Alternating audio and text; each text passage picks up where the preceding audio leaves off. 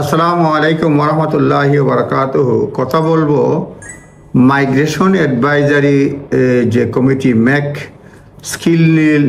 Skill level নিয়ে যে কথাবার্তা বলছে, রিপোর্ট করেছে, তো সে ব্যাপারে অ্যানুয়াল রিপোর্ট 2024 সে বিষয়ে সামান্যভাবে কথা বলবো। Increasing domestic skill levels may not guarantee A reduction of overseas recruitment. এটা মাইগ্রেশন অ্যাডভাইজারি কমিটি বলছে যে ডোমেস্টিক স্কিল লেভেল যদি বাড়ানো হয় তার এটাতে ওভারসিজ রিক্রুটমেন্ট কমে যাবে, এটা ভাবার কোনো কারণ নেই। ইনক্রিজিং ডোমেস্টিক ভায়োলেন্স বলতে domestic skill level, domestic skill বাড়াইলে যে কমে বাইরে থেকে নির্ভরশীলতা কমে যাবে এটা কিন্তু ঠিক না, এটাই বলা বলছে। মাইগ্রেশন অ্যাডভাইজারি কমিটি বা ম্যাক যারা বলি, তারা রিপোর্ট 2024 অ্যানুয়াল রিপোর্ট বের করছে। এটা ফার্স্ট কমেন্ট করছে government agenda to upskill domestic workforce in sectors where deemed there to be an over reliance on overseas labour. মোট কথা যে ওয়ার্কফোর্স বাড়ালেই যে ডোমেস্টিক ফরেন ওয়ার্কারের উপরে নির্ভরশীলতা কমে যাবে সেটা কিন্তু ঠিক নয়। ম্যাক রিপোর্ট সেভারেল কনক্লুশন আনছে। ম্যাটের রিপোর্টের বলছে নভেম্বর 2023 থেকে health and care visa dramatically decrease due to various new rules. November 2023 থেকে হেলথ এবং কেয়ার ভিসারে নিউ রুলস আনার কারণে হোম অফিস কর্তৃক কমছে, কিন্তু হেলথ এবং কেয়ার সেক্টর তারপরেও significant number of visa application আছে।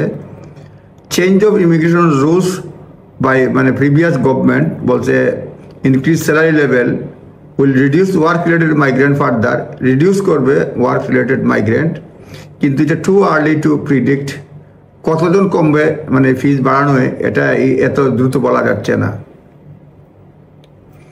তারপরে যেটা বলছে যে seeking to reduce net migration skill policy is not a one size fits all approach.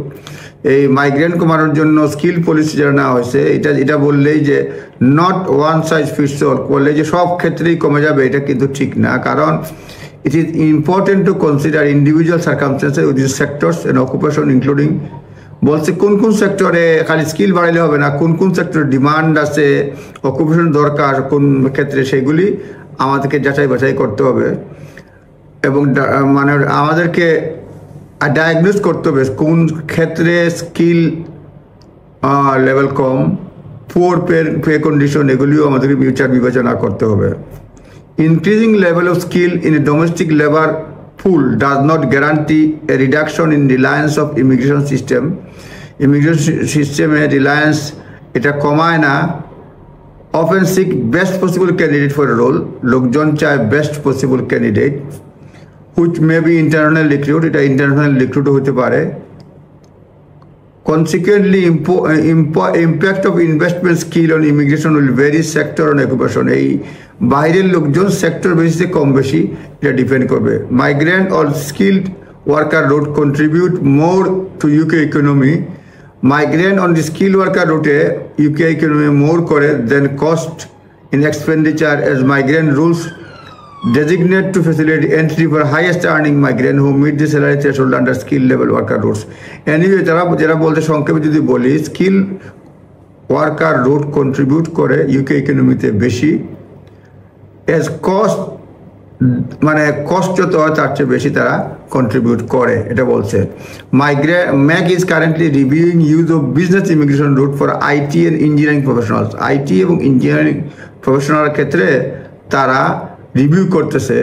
Outcome of which likely to be good indication how MAC may address the interplay between skill immigration policy any further sector specified. তারা বর্তমানে